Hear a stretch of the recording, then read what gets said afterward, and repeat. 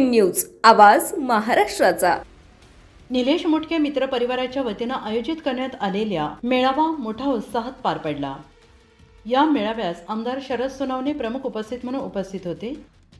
यावेळी बोलताना आमदार शरद सोनवणे यांनी सांगितले की निलेश मोटके यांच्या पत्नी माधुरी मोटके या प्रभाग क्रमांक 8 मधून शिवसेना शिंदे गटाकडून निवडणुकीच्या मैदानात उतरल्या असून त्यांच्यासोबत महेंद्र सरवदे हेही उमेदवार आहेत।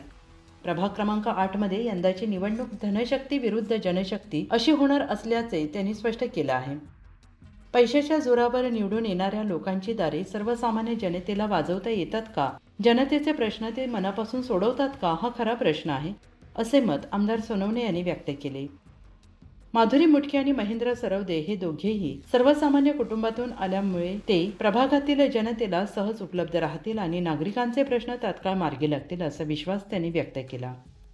शिवसेनेच्या शिवधनुष्य चिन्हावर निवडणूक लढवत असलेले माधुरी मोटके आणि महेंद्र सरवदे यांना प्रभागातील जनता निश्चितपणे विजयी करेल असा ठाम विश्वास आमदार शरद सोनवणे यांनी व्यक्त केला आहे। नाही बघा, भोसरी पिंपरी चिंचवड हे जे शहर आहे ना, ते सगळ्या भारतातली लोक खरं तर ह्या शहरामध्ये राहतात आणि हे शहर अतिशय चांगलं शहर आहे। हे शहर विजनरी शहर आहे। या शहराकडे पाहायचा दृष्टिकोन लोकांचा फार वेगळा आहे आणि आमची सुद्धा या पुणे जिल्ह्याची ही ताकद आहे। तर मला असं वाटतं की इथे सर्व जाती धर्माच्या आणि सर्व विभागातील लोकांना जनतेने मानाचं मान द्यावं आणि त्यांना सुद्धा या शहरामध्ये काम करण्याची संधी मिळावी अशी छोटीशी अपेक्षा आमची आहे। मी खरं तर त्या तालुक्यातून निवडून आलोय विधानसभेला का जिथे छत्रपती शिवाजी महाराजांचा जन्म झाला, जिथे अष्टविनायकाचे 2 गणपती आहेत, जिथे रामकृष्ण हरिमंत्र अनुग्रहाच्या रूपाने तुकाराम महाराजांना चैतन्य महाराजांनी दिला, तर त्या भूमीचा सन्मान म्हणून आम्हाला या ठिकाणी जी उमेदवारी आम्हाला शिवधनुष्याची मिळालेली आहे, शिवधनुष्य म्हणजे हे प्रतीक आहे विजयाचं आणि ती उमेदवारी भेटली आहे आमच्या आदरणीय माधुरीताई निलेश मोटके यांना। खरं तर माझे जवळचे आहे नातेवाईक सुद्धा आहेत। दुसरे जे आमचे या ठिकाणी उमेदवार जे आहेत ते आमचे बीडवरून आलेले आहेत आणि अतिशय कष्टकरी कुटुंबातून आलेले आमचे सहकारी सन्माननीय महेंद्रजी सरवदे अतिशय साधा व्यक्तिमत्व आहे, साधा माणूस आहे आणि बीड जिल्ह्यात तुम्हाला माहिती आहे की तिथं पाण्याचा वनवा आहे। अनेक लोक आपल्या रोजीरोटीसाठी काही पुणे, काही मुंबई, काही बँगलोर, काही दिल्ली असा बीडच्या सर्व लोकांचा कष्टमय प्रवास आहे आणि ह्या व्यक्तिमत्वाचा मी चेहरा पाहिला तर मला असं वाटतं एक साधारण माणसं सुद्धा बघा, पैशावाली माणसांनी कारभार करणं फार मोठी बाब नाही, पण गरिबातून शून्यातून कष्ट करत आलेली जी माणसं आहेत, ज्यांनी पोटाची खळगी पाहिलेली आहे, ज्यांची पोटासाठी या शहरामध्ये गुलाघाल झालेली आम्ही पाहिलेली आहे, अशा साध्या साध्या माणसांनी जर ही कमान आपल्या खात्यावर घेतली तर त्यांना छोट्या छोट्या गृहिणीचं दुःख काय आहे, म्हणजे जी महिला संसार करते तिचं दुःख काय आहे, किंवा जे रहिवासी आहेत, जे स्लम एरियामध्ये आहेत, जे बिल्डिंग्स मध्ये आहेत, जे सोसायटीमध्ये आहेत, जे बंगलोमध्ये आहेत, असे सगळ्या कॅटेगरीचे जेवढे काही लोक इथं राहतात त्या लोकांच्या अडचणी ह्या साध्या साध्या लोकांना सहज मिळू शकतात। कदाचित मोठे मोठे नगरसेवक श्रीमंत घरातील लोक फार मोठ्या प्रमाणात जर समजा एक लाईनीमध्ये निवडून आले, मग गरिबांनी कसं जायचं? गरिबांना काय वाटतं? पैशाची दरी वाटते की छोट्या माणसाने मोठ्या माणसाच्या बंगल्याची बिल कशी वाजवायची, त्यांच्या एवढ्या मोठ्या गाड्या, त्याचे असे रेलचल बघून त्याच्याशी कसं बोलायचं? एक साध्या माणसाला हा प्रश्न पडलेला असतो, कारण मी साध्या कुटुंबातून पुढे आलेलो आमदार आहे। त्यामुळे मला असं वाटतं की हे जे कुटुंबातली जी माणसं आहेत आमच्या, तर ही दोन्ही जी माणसं आहेत ती आमची शिवधनुष्यावरची अतिशय साधी आहेत आणि साध्यापणाला विजय मिळू शकतो असं हे भोसरीचं उत्तम उदाहरण या प्रभागामध्ये व्हावं अशी माझ्यासारख्या सर्वसामान्य माणसाची शिवभूमीचा आमदार ह्या नात्याने माझी ही अपेक्षा आहे आणि मला खात्री झालेली आहे। मी इथं खूप लोकांना आज भेटलो आणि अतिशय पॉझिटिव्ह वातावरण आहे। मला खात्री आहे की शिवधनुष्याचे आमचे दोन्ही उमेदवार या ठिकाणी उमेदवार विजयी होतील आणि विकासाच्या बाबतीमध्ये आम्ही 5 वर्षाचा एक साचेबंद पद्धतीचा विकास या प्रभागाचा आम्ही करू शकतो आणि ती संधी मिळाली तर हा प्रभाग कसा या पुढे न्यायचा अशा पद्धतीची एक वेगळी व्यवस्था आम्ही या PCMC मध्ये या प्रभागाची दाखवू शकतो। खरं तर म्हणजे तसं बघायला गेलं तर प्रभाग क्रमांक 8 मधून शिवसेनेचे 2 उमेदवार आहेत, पुढे तसं भारतीय जनता पार्टी आहे, बलाढ्य नेते त्या ठिकाणी राष्ट्रवादी तिकड लढते, असं वाटतंय तुमच्या उमेदवारांना त्या ठिकाणी यश मिळेल? बघा, यश हे जनतेची जादू आहे. जनता जनार्दन आहे. मायबाप जनता जो निर्णय घेईल, आणि मला आता खात्री झाली आहे, मायबाप जनता ही स्वाभिमानी आहे. मायबाप जनता फार कुणाचं बघा, एखाद्या कुणाच्या गाड्या बंगला बघून जर कोणी मतदान करायला समजा तिथं गेलं आणि उद्या मला सांगा 5 वर्षामध्ये त्या बंगल्यावाल्याचं एवढ्या मोठ्या घरावाल्याचं त्यांनी बेल कशी वाजवायची हो? पाणी नाहीये, प्रभागामध्ये पाणी संपलंय, टंचाई आली, लाईट गेली, अजून काय अडचणी, मच्छराचा सुळसुळाट, भटक्या कुत्र्याचा सुळसुळाट, ऍडमिशन्स, दवाखाने, आरोग्य, काय म्हणून लोकांना समस्या नाही मला सांगा ना. याच्यासाठी मोठ्या लोकांच्या दरम्यान झालं. मला असं वाटतं हल्ली असा ट्रेंड आहे, 5 वर्षातून एकदा मोठी लोक आपल्याला फक्त जवळ घेतात आणि एकदा निवडणूक संपली का ते आपल्याला सोडून देतात. त्यामुळे वाऱ्यावरची वरात व्हायची नसेल मतदार राजाची, तर माझा मतदार राजा आता जागा झालेला आहे. आणि ह्या तुल्यबळ लढतीमध्ये आम्हाला माहिती आहे की स्पर्धेची लढाई आहे, पण आमचे हे दोन्ही उमेदवार सरोदे असतील किंवा आमच्या माधुरताई गुडके असतील, हे दोघंही विनम्रपणे हा किल्ला लढवतील आणि स्वाभिमानाने इथं भगवा झेंडा फडकेल सुद्धा अशी माझी. बरं, तर तुम्ही सांगितलं की पाण्याचा प्रश्न जो आहे अर्धा भाग जर आपण बघितला तर एमआयडीसी मात्र अर्धा भाग जो आहे तो पाण्याला दिवसाआड पाणी येते.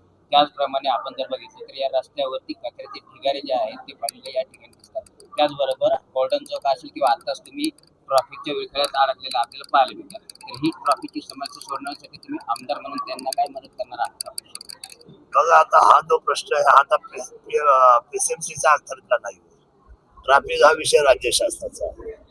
वास्तविक ह्या बेल्टच्या सगळ्या आमदारांनी खासदारांनी एकत्र येऊन आणि राज्याचे पालकमंत्री असतील इथे जिल्ह्याचे आणि राज्याचे सन्मान्य मुख्यमंत्री, दोन्ही उपमुख्यमंत्री यांनी अतिशय जबाबदारी याच्यामध्ये धोरणात्मक निर्णय करून खरं तर हा डायरेक्ट एक्सप्रेस पूल बनवला पाहिजे. म्हणजे चाकणच्या पुढे तो नेऊन सोडायचा, तिथून जर डायरेक्ट पुन्हा असा जर त्यांनी एक्सप्रेस पूल जर बनवला तर मला असं वाटतं की ज्या अनेक वर्षाची अडचण आहे तो धोरणात्मक निर्णय घेतला ते होऊन जाईल. खरं तर हे पीसीएमसीच्या किंवा या नगरसेवकांच्या आवेगाच्या बाहेरचा हा विषय आहे ट्रॅफिकचा. पण लाईट, पाणी, कचरा, नळ, आरोग्य या बाबतीमध्ये गार्डन्स असतील, बगीचे असतील, नारळादी पार्क असतील, या सगळ्या बाबतीमध्ये मात्र आमचे उमेदवार 100% प्रभावी काम करतील.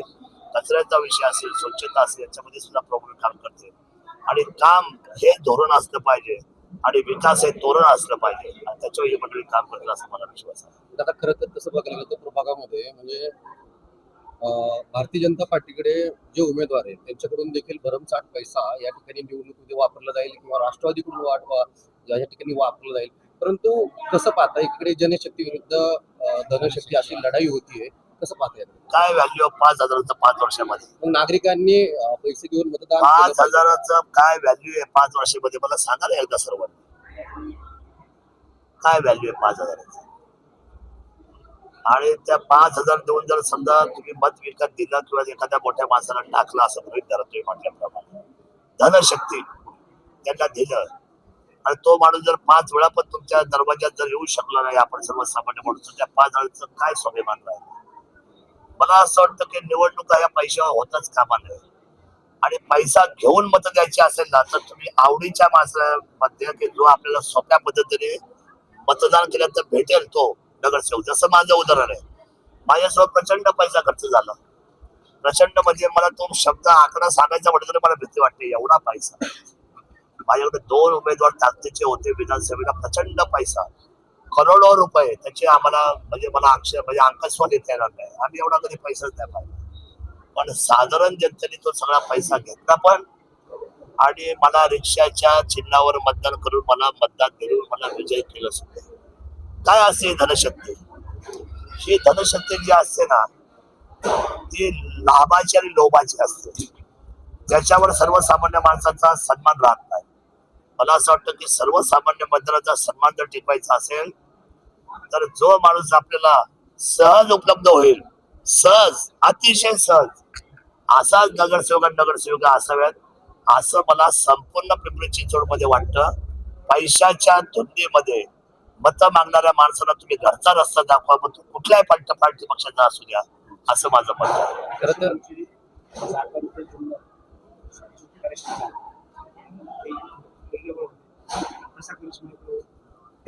बघा ह्या वेळेला मी थोडासा ह्या शहरामध्ये यायला उशीर झालाय मला. तर जे काय उमेदवार आम्हाला भेटले ते आमचे लढतील. आमचा आता चिंचू प्रवेश आहे यावेळेला. चिंचू आम्ही म्हणत नाही की आम्ही पिंपरी चिंचवड महानगरपालिकेवर आम्ही भगवा झेंडा फडकू स्वतंत्र असं आमचं म्हणणं नाहीच आहे. पण मात्र आमचे हे जे उमेदवार जे आज लढणार आहेत ते आता ग्राउंड तयार करतील यावेळेला. आणि ह्यावेळी त्या ग्राउंडवर ते भगवा घेऊन नाचतील. कदाचित विजयाचा, कदाचित काही अल्पमताच्या पराभवाचा, पण मात्र शिवसेना एंटर होईल आणि शिवसेना ही उद्या भविष्यामध्ये नाते ठरेल.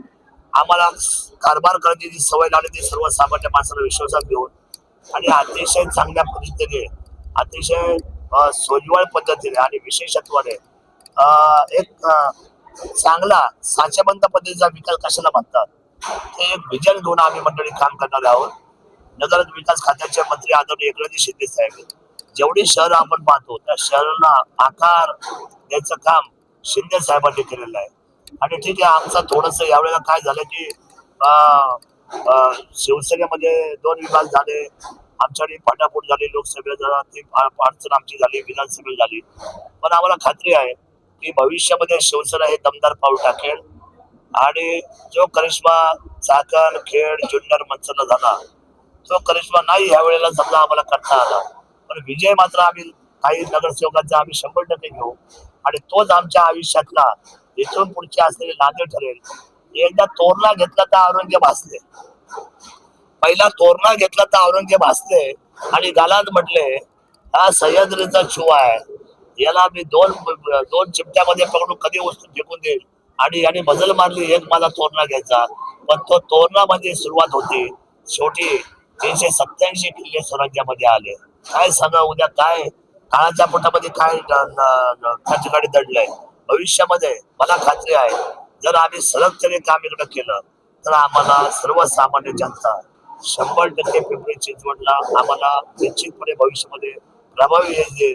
आता सुद्धा जनतेला माझी विनंती आहे, पैशावालांचा पैसा घ्या पण मत मात्र सोप्या उमेदवाराला द्या. माझे दोन्ही उमेदवार सोपे आहेत, विनम्र आहेत आणि अतिशय साध्या घरातून आहे. या लोकांना मतदान करून विजय.